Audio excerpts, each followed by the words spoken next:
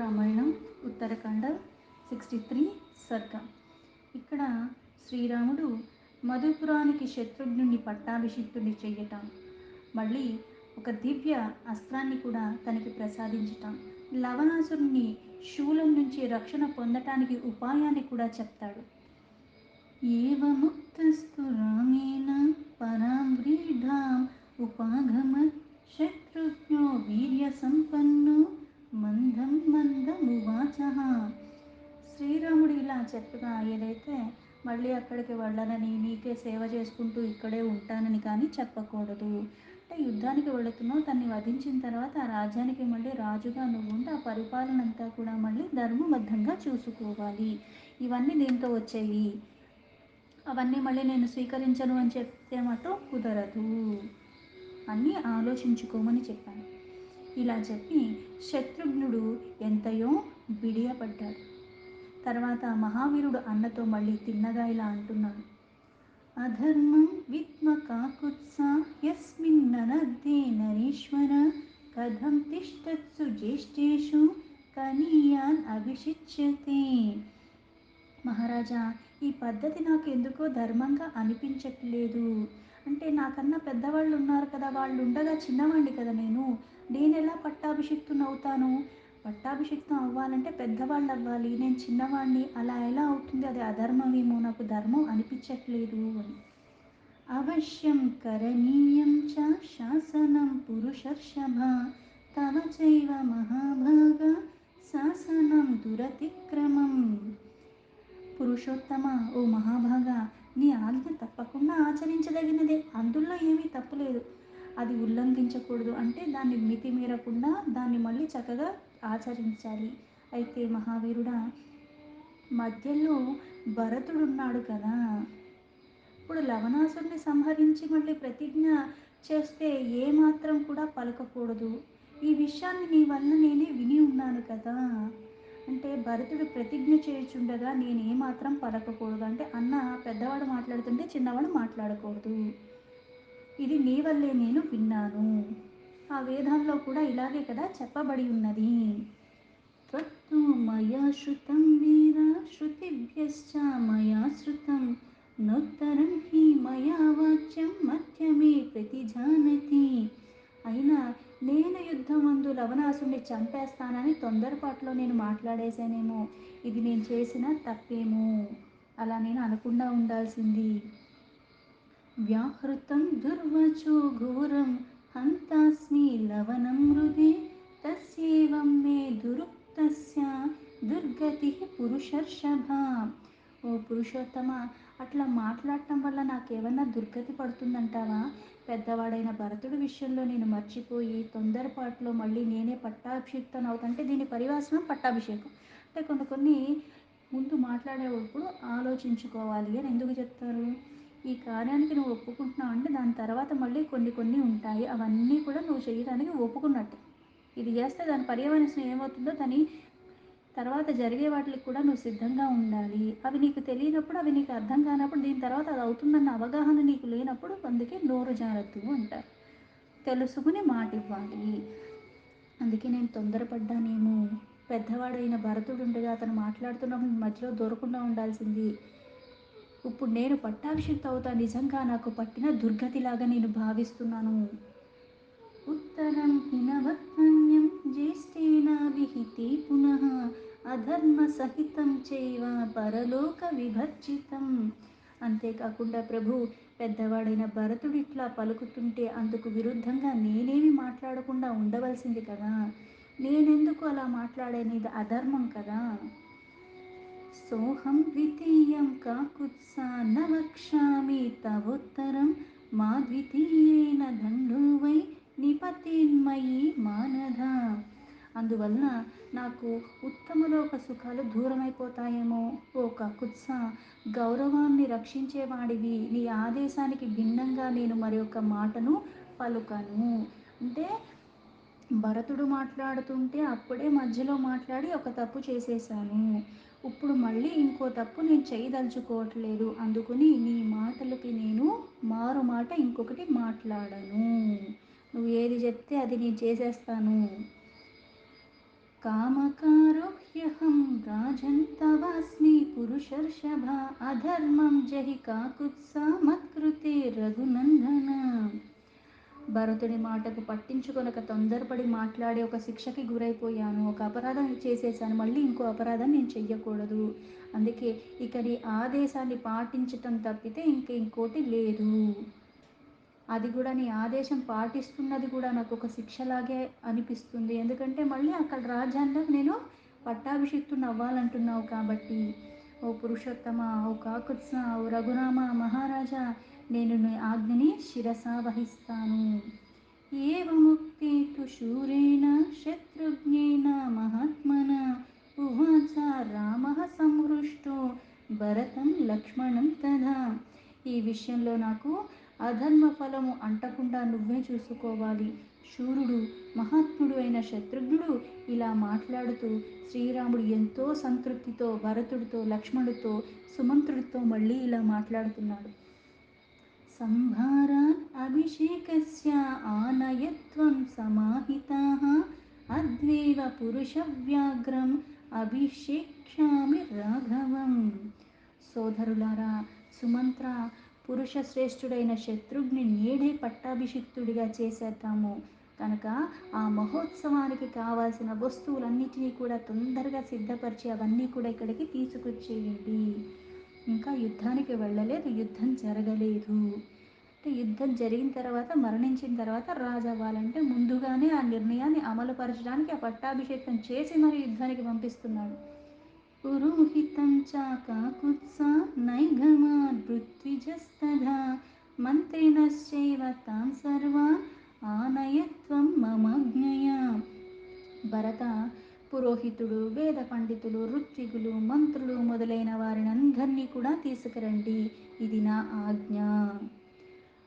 राज्ञः शासनमज्ञाय तथा कुर्वन् महारथाः अभिषेकसमारम्भं पुरस्कृत्य पुरोधसं प्रविष्टा राजभवनं राजानो ब्राह्मणास्तथा. ఆజ్ఞ అని చెప్పాడు. వెంటనే రాజు యొక్క ఆజ్ఞ ప్రకారంగా మహారథుడు అంటే భరతుడు, లక్ష్మణుడు, సుమంత్రుడు వీళ్ళందరూ కూడా దానికి తగ్గట్టుగా ఏర్పాట్లన్నీ కూడా పూర్తి చేసేశారు. పట్టాభిషేక మహోత్సవానికి ఏమేమి కావాలో దానికి సంబంధించినవన్నీ కూడా వీళ్ళు చేసేశారు. తథాభిషేకో వృత్తి శత్రుఘ్నస్య మహాత్మనః సంప్రహర్షకరః శ్రీమాన్ రాఘవస్య పురస్య చ. ఆ పురోహితులు, బ్రాహ్మణోత్తములు, అలాగే రాజభవనానికి వచ్చిన రాజులందరూ ప్రవేశించారు. తర్వాత మహాత్ముడైన శత్రుఘ్నుడికి పట్టాభిషేకం చాలా వైభవంగా జరిగిపోయింది. అభిషిక్తస్తు శత్రుఘ్నో భభౌచాదిత్య సన్నిభః అభిషిక్తః పురాస్కందః సేంద్రీరివ మరుద్గణేః.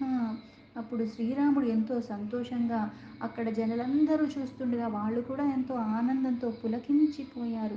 ఇంద్రాది దేవతలు పూర్వము కుమారస్వామికి ఎలా అయితే చేసి ఆనందపడ్డారో, ఇప్పుడు శత్రుఘ్నుకి పట్టాభిషేకం చేసి ఆ సూర్య తేజస్సుతో విరాజిల్లుతున్నట్టుగా వీళ్ళందరూ కూడా ఆనందంలో ఉన్నారు. అభిషిక్తే తు శత్రుఘ్నే రామేణ క్లిష్టకర్మణ పౌరాః ప్రముదితాశ్చ సన్ బ్రాహ్మణాశ్చ బహుశ్రుతాః. ఎలాంటి కష్టతరమైన కార్యక్రమాన్ని ఎటువంటిదైనా సరే అవలీలగా సులభంగా సాధించగలిగిన శ్రీరాముడే శత్రువుని అభిషేక్తుని చేసి వేదశాస్త్ర విధానాలతో బ్రాహ్మణులవన్నీ పలకటం, అక్కడ పౌరులు కూడా అదంతా చూసి ఎంతో ఆనందించారు.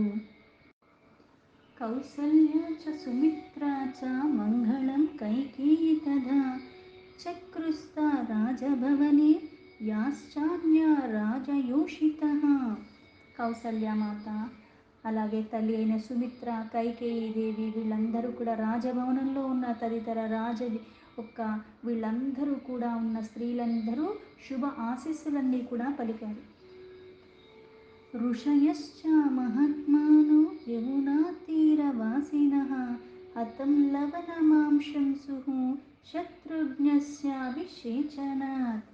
శత్రుఘ్ని పట్టాభిషిక్తం చేయటంతో యమునా నది తీరంలో నివసిస్తున్న వాళ్ళందరూ మహాత్ములైన ఋషీశ్వరులు లవణాసురుడు హతుడైనట్లుగానే ఆనందించి అంటే ఏ బాధకైతే తొలగించాలని మాట ఇస్తేనే ఆ పని సాధించేసినంత ఆనందానికి లోనవుతూ వీళ్ళందరూ కూడా అతడు మరణించినట్టే భావించారు. తతోభిషిక్తం శత్రుఘ్నం అంకం ఆరోప్య రాఘవ ఉవాచ మధురాం వాణిం తేజస్తాస్యాభిపూరయన్. పట్టాభిషిక్తుడైన శత్రుఘ్నుణ్ణి తన ఒడిలో కూర్చోబెట్టుకుని రాముడు అతనితో ధైర్య సాహసమాలు నింపుతూ చాలా మృదు మధురంగా ఇలాగా పంపిస్తున్నాడు. అయం శరస్త్వామోఘస్తి దివ్య పరపురంజయ అనేన లవనం సౌమ్య హంతాసి రఘునందన సృష్ట సరోయం కాకుత్సా యథాశైతి మహాన్నవి. ఓ రఘునందన, ఓ సౌమ్యుడా, నేను నీకు ఇస్తున్న ఈ బాణం చాలా దివ్యమైనది. శత్రుపురములను ధ్వంసం చేయటంలో కూడా అమోఘమైనది. ఈ బాణం నువ్వు లవణాసురుణ్ణి వధించటానికి ఇది వినియోగించు. దీంతో నువ్వు అతన్ని చంపగలవు, దీంతో వాడు చచ్చిపోతాడు అని చెప్పాడు. స్వయంభూ రజితో దేవో యన్నా పశ్యన్ సురాసురాః అదృశ్యః సర్వభూతానాం తేనాయం తు శరోత్తమః. ఎన్నడూ ఓటమి ఎరుగునట్టి ఈ మహావిష్ణు ఒక్క అంశ. అందుకే ప్రళయకాలంలో మహాసాగరంలో శయనించినప్పుడు ఆ దేవదేవుడు ఈ శరముని సృష్టించాడు. దీనికి ఓటమంటే తెలియదు.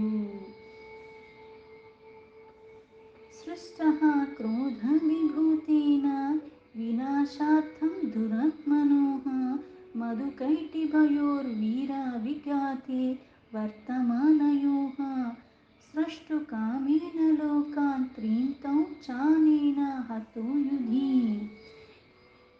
ఈ విషయం సురాసురులకు సైతం తెలియదు. ఆ కారణంగా అద్భుతమైన ఈ శరము ఏ ప్రాణికి కూడా కనపడదు. దుర్మార్గులైన మధుకైటభులు తదితర రాక్షస యోధులు సృష్టి కార్యానికి విఘ్నాలు కలిగిస్తుంటే శ్రీ మహావిష్ణువు చాలా కోపానికి లోనయ్యి ఆ స్వామి వారిని నశింపచేయటానికి ఈ బాణాన్ని సృష్టించాడు. అందుకే ముల్లోకాలను సృష్టింపదలిచిన ఆ జనార్దుడు మధుకైటభాది రాక్షసులు ఈ బాణంతోనే సమరంలో సంహరించాడు.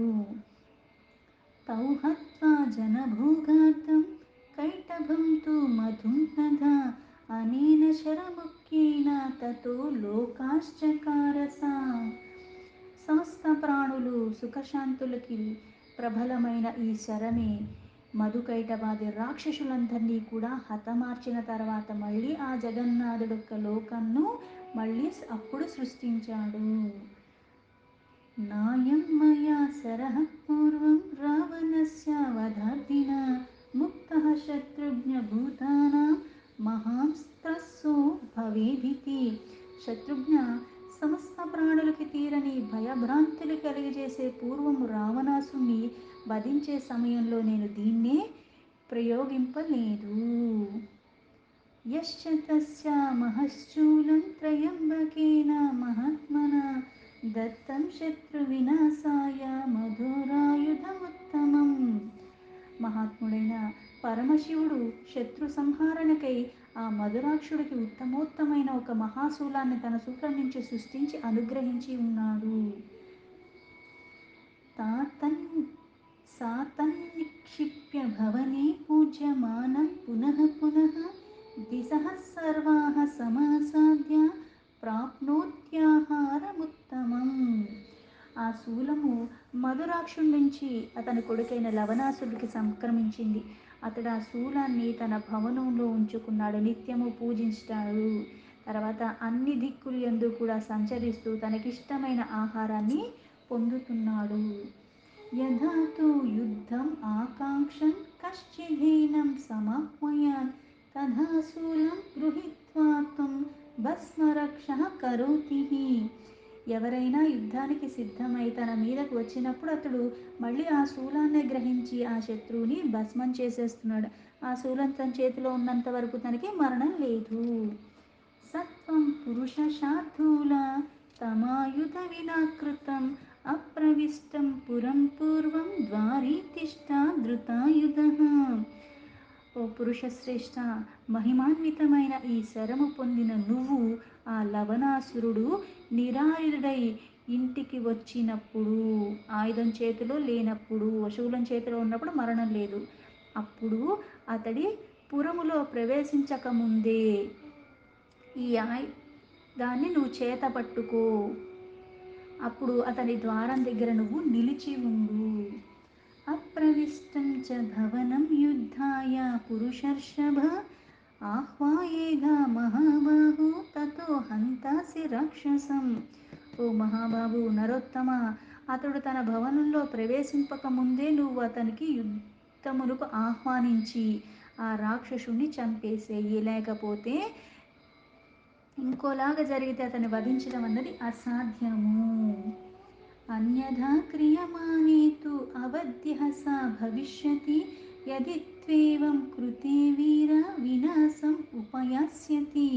మహావీర, నేను చెప్పినట్లు చేస్తే నీ చేతిలో అతనికి వినాశం అన్నది జరుగుతుంది.